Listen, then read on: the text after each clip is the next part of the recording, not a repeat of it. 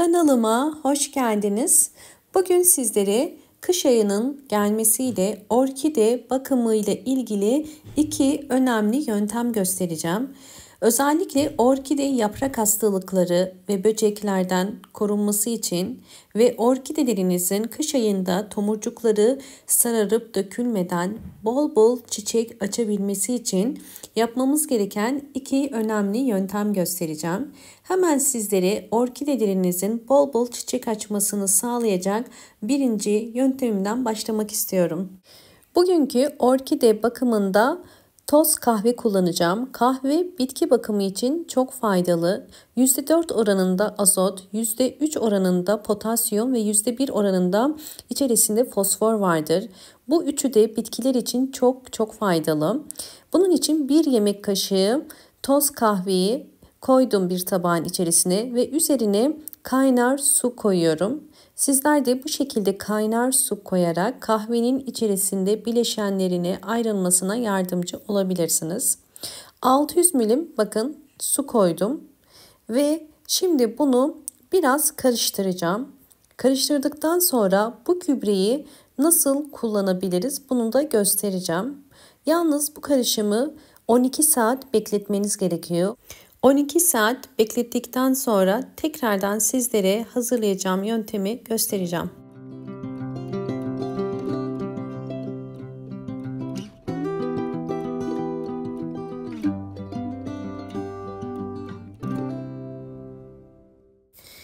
...12 saat beklettim ve şimdi posasını suyundan ayıracağım.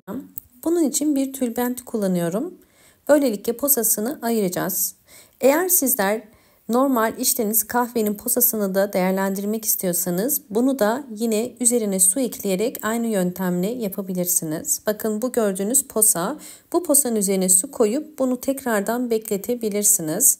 Hemen üzerindeki tülbenti kaldırıyorum.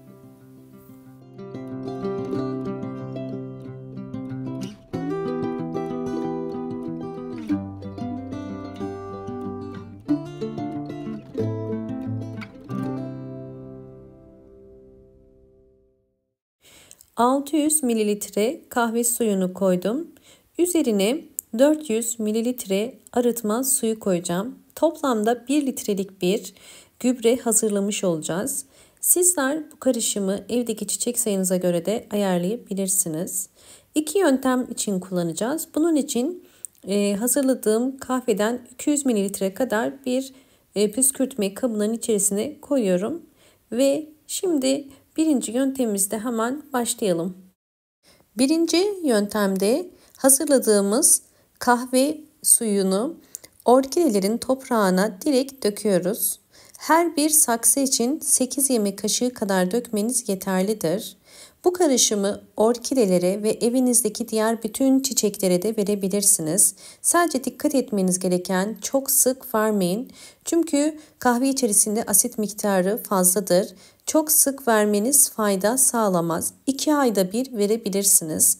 Gördüğünüz üzere bakın altta biriken su bu kadar ve orkideler bu su sayesinde yeni kökler çıkarmaya da başlayacaktır. Ben orkidelerime sürekli dönüşümlü olarak gübreler veriyorum. Ve gördüğünüz üzere bakın alttan da yeni kökler çıkmaya devam ediyor. Bu orkidemize verdiğimiz gübrenin fayda sağladığını da bize göstermiş oluyor. Hemen diğer orkidemi de yine aynı şekilde 8 yemek kaşığı kadar vereceğim.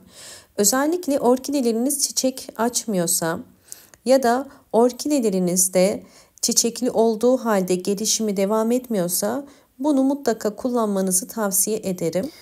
Orkideleri su ya da gübre vermeden önce köklerini mutlaka kontrol edin.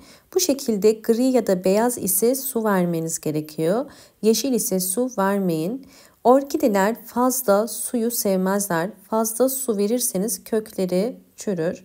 Sizlere orkidemin gelişimlerini de göstermek istiyorum.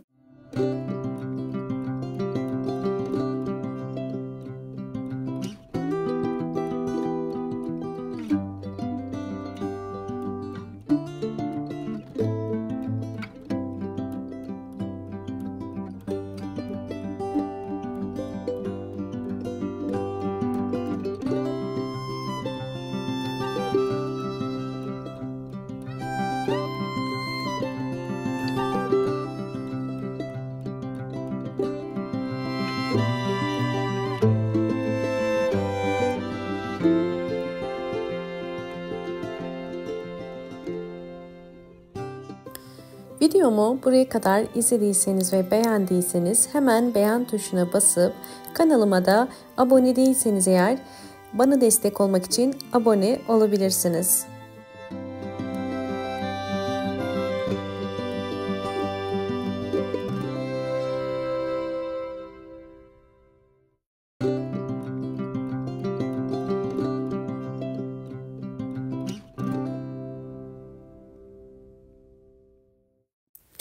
Şimdi ikinci yönteme geçelim. İkinci yöntem orkideleri yapraktan gübreleme. Bu yöntemde özellikle orkide yapraklarındaki hastalıkları ve böcekleri uzaklaştıracaktır. Özellikle orkidenin gövde kısmına sıkarak, yapraklarına sıkarak orkidede oluşan sineklenmenin önüne geçebilirsiniz. Ya da orkide yapraklarında trips böceği, unlu bit, kırmızı örümcek gibi ya da saksı içerisinde çok fazla olan bitlerin uzaklaşmasına yardımcı olur. Kahve kokusunu genelde böcekler sevmezler ve bu da orkidenizdeki böcek sayısının zamanla azalmasına ve orkidenizin gelişiminin daha hızlı olmasına yardımcı olur. Bu saydığım özellikler varsa bu işlemi haftada bir kere orkide yapraklarına uygulayın. Bakın gördüğünüz üzere su birikti. Kesinlikle yaprak aralarında bu şekilde su birikmemesi gerekiyor. Bu işlemi yaptıktan sonra pencereyi yukarıdan açıp yarım saat pencere önünde bekletmeniz gerekiyor ve yaprakların kendiliğinden kuruması gerekiyor. Şimdi sizleri sonuçlarla baş başa bırakıyorum.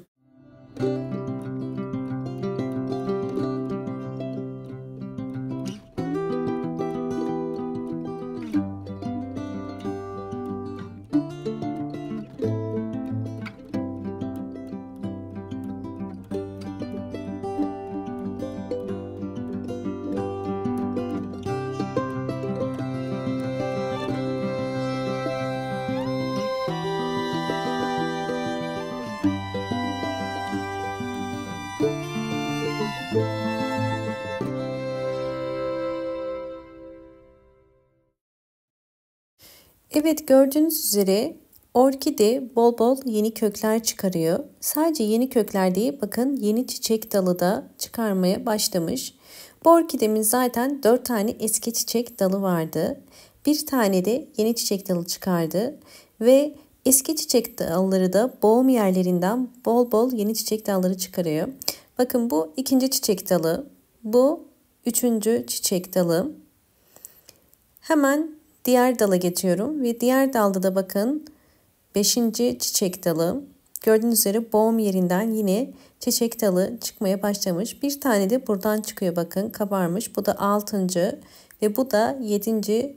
çiçek dalı. Hemen diğer dalımıza da bakıyoruz. Bunda da bakın bir tane daha çiçek dalı var. Yani bir orkide bakın 8 ya da 9 tane çiçek dalını aynı anda çıkarabiliyor. Burada da yine küçük bir tane yeni çıkmaya başlamış. Orkidelere düzenli gübre verdiğiniz zaman orkideler bu şekilde bol bol yeni çiçek dalları çıkarır. Bu yüzden orkidelerinize kış ayında gübre vermeyi unutmayın. Ayda bir kere dönüşümlü olarak gübreleri verebilirsiniz ve bol bol ışık alması gerekiyor. Videomu buraya kadar izlediyseniz ve beğendiyseniz hemen beğen tuşuna basıp kanalıma da abone değilseniz eğer bana destek olmak için abone olabilirsiniz. Bol bol yorumlar yapıp yorumlar kısmında da sorularınız varsa sorabilirsiniz. Hoşça kalın, sağlıkla kalın.